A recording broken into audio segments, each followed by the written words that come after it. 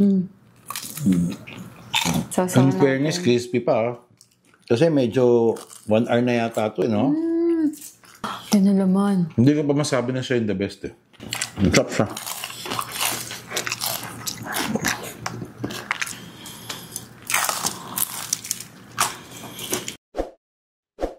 Hello! Welcome back na yung sa isa na mga mukbang. At ang kakainin natin ngayon, meron tayo ditong crispy pata. Ayan, kaya tara, kain na tayo. Siyempre, meron din tayong rice. Ayan, laki nitong crispy pata na to, no? Yes, ang laki. By the way, guys, sa livestock ko siya in order. Ayan. Ito daw yung the best crispy pata. Meron din tayo ditong sausawan. First time ko ata itong titikman. Talaga? So, malalaman natin kung talaga bang the best crispy pata to. Pero syempre, medyo unfair dahil hindi natin siya kinain doon sa restaurant. Oo. Syempre, may delivery pa to. So, baka hindi na siya... Pero crispy pa rin, ha? Sa sobrang lambot nito, guys, ito lang ang kailangan. Lambot na, oh. Ayan, guys, oh. Balat agad-agad. Pagat mo. Ano? Crispy. So, in fairness, crispy pa. Kasi medyo 1 hour na yata ito, eh, no? Ang sarap. 1 hour na yata ito since dumating, eh. Ang sarap. Lambot. Sakto na yung lambot. Pero sa lahat ng nakainan mo na crispy pata,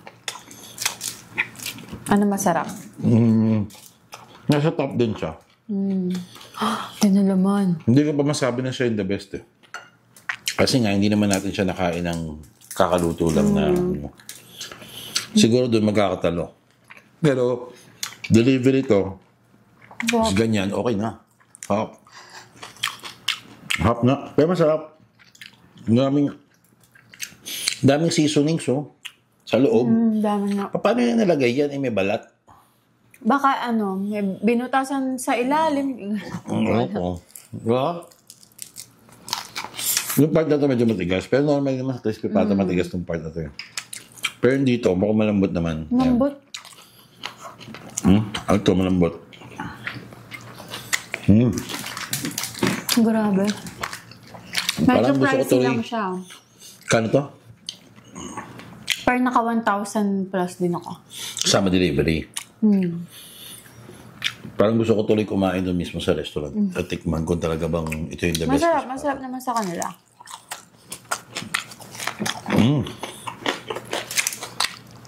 Grabe. Sarap na. Sarap siya.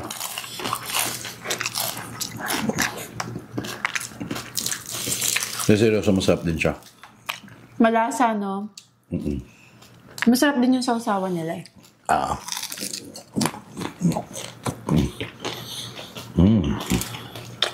Nagustuhan mo yung balat? Hindi ko pa masyado nakakain ng balat, eh. Mamaya tikman ko yung malaki. Okay yung balat niya kasi malutong siya. Tapos malasa din. Hindi siya yung malutong na parang yung parang pinrito lang. Hindi, in fairness ito talaga. Pati yung laman malasa. Kasi nga nakita mo yung spices, oh. Talagang tinimplahan, pati yung loob ng laman. Magpakita natin. Ayun, oh. May ganyan. May parang mga pepper pa. Tinan mo yung likod ng balat. Diba? May mga pa, eh. Puro taba ito, eh. Tanggalin natin yung taba. Ayoko ng taba. Oh, grabe. Well.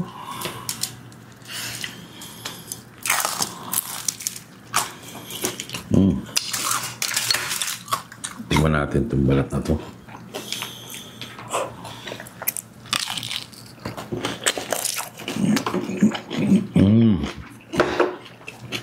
Sarap. Sarap.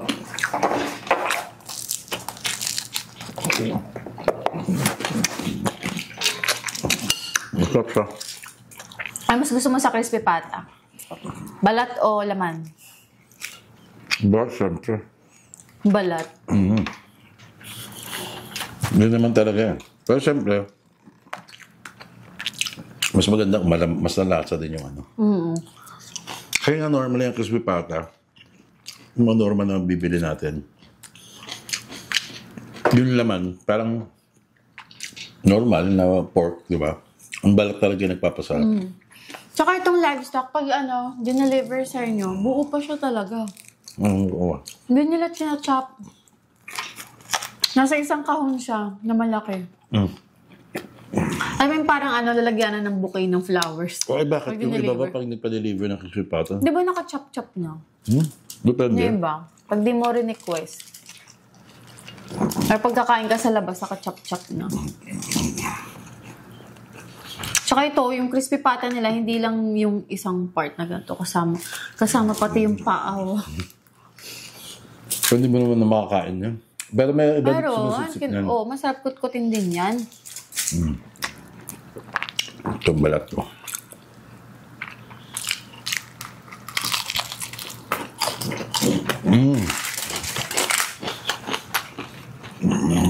Top na.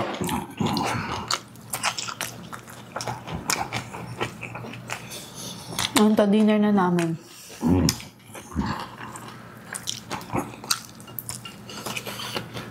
Top. Nasarapan ka naman. Top naman. Siguro, isa na rin doon dahil matagal-tagal na ako dinakain ng crispy pata. Ano yung pinakalas? Hindi ko Yung kay na Boss maalala. AJ. Oo, yun pa yata eh. Tagal-tagal na rin eh. Kasi panay lechon yung ginagawa natin eh. Hindi, nakakain tayo ng crispy pata doon sa anong Filipino food yan? Maya. Manam ba yun? Oo. Kaya kumain tayo. Hindi ka na sa crispy pata kasi naka-chop-chop na.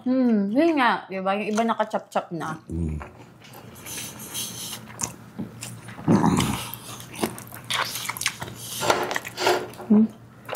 Dati nila, alala ko nung bata ako,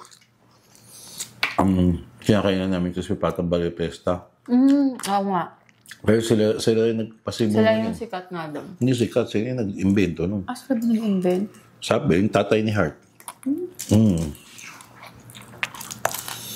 Yun ang nag-invento ng crispy pata. Talaga? Sabi nila. Kiniklaim nila yun eh. Kasi, parang may, yung nanay ni, bali lola ni Hart, may restaurant nga sila, di ba? Barrio Pesta. Tapos, yung tatay ni Hart tagabili sa palengke. Tapos, may mga, pag bumibiling baboy, syempre, yung paa hindi naman binibili. So, nag-invento siya ng pwedeng Pag yung ganito, ang crispy pata. crispy pata. So, pero syempre hindi natin alam kung totoo ba yung storya na yun. Yung naririnig ko. Pero kung meron nakarinig sa inyo, yung storya na yun, comment nyo nga kung totoo ba yun. Kung talaga ba. Ang balita ko nga sila daw talaga. Barrio Festa talaga yun. Pero ako kasi, yun din yung unang crispy pata na simula nung namulat ako sa... Bata pa lang ako, doon na kami kumakain. Barrio Ng Festa crispy talaga. Basta crispy pata, Barrio Festa. Di ba nag-unlimited sila? Alam ko. Grabe ang lambot. Sobrang lambot oh. Fall of the bone. Wild. Ay, tira natin si ate. Hindi naman natin maubos yan. Baka sa sobrang sarap na sarap tayo, maubos natin to. Hindi naman siguro. Minsan ganun ako pag nagmumukbang ako, hindi ko namamalayan sa sobrang sarap. Talaga? Oo. Nakakalahati ko na. Uy, nalaglag. Ang alin. So, Ang sobrang sarap niya. Pati yung taba nakakain ko. ako naalis ko talaga.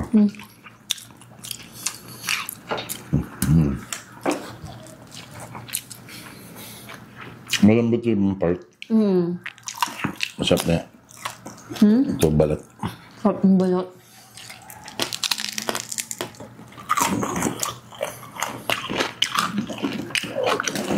Matagal na ba itong livestock? Alam ko, oo.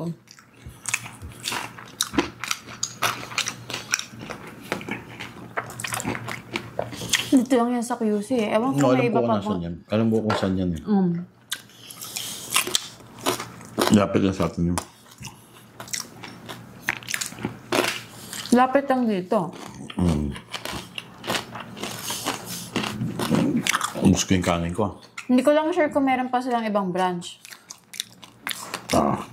Meron, baka wala na.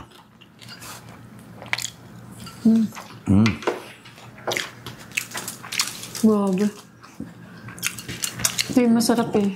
Yung ano? Yung buto. Ha? Buto? Yung kut-kut din.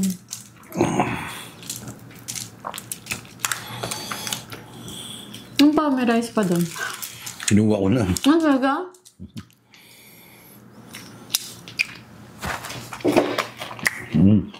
Sarap nga.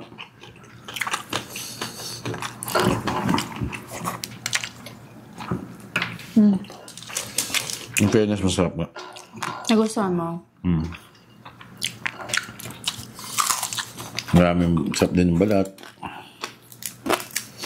Hindi, ano ako doon, in fairness, kahit na kanina pa to, di ba? Malutong pa rin. Mga 5 p.m. pa yun. Anong oras na ngayon? Anong oras na? 7? 2 hours na. Malutong pa rin. 5 p.m. ba ba? Kala ko man isang oras lang. 5 p.m.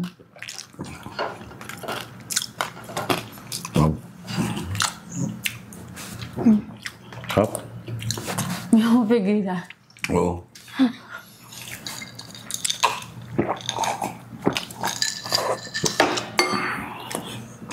Sarap ng balat eh. Ayoko lang kainin talaga yung mga taba sa likod ng balat. Ay, magkanin pa konti. Ito pa? Busin ko na to.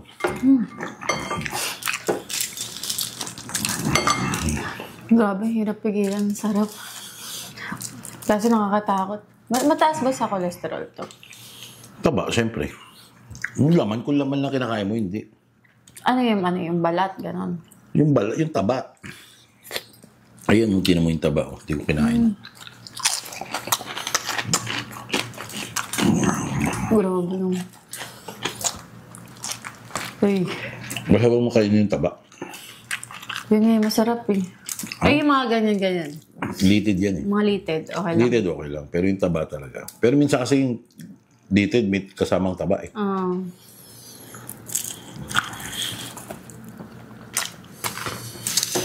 Basta yung litid, okay lang yun. Litid naman yun.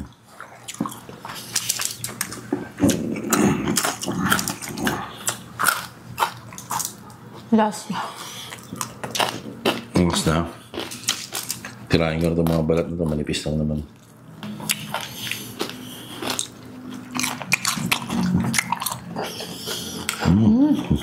Sabi.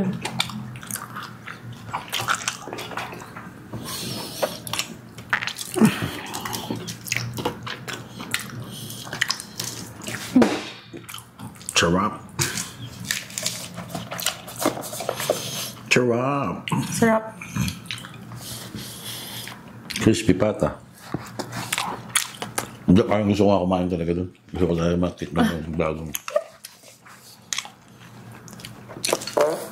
Pero nga mahal.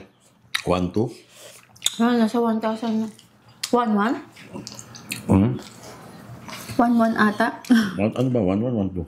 Nasa 1,100 ata. 1,180. O 1,000. Basta 1,000. Basta 1,000. Kasi, malaki naman.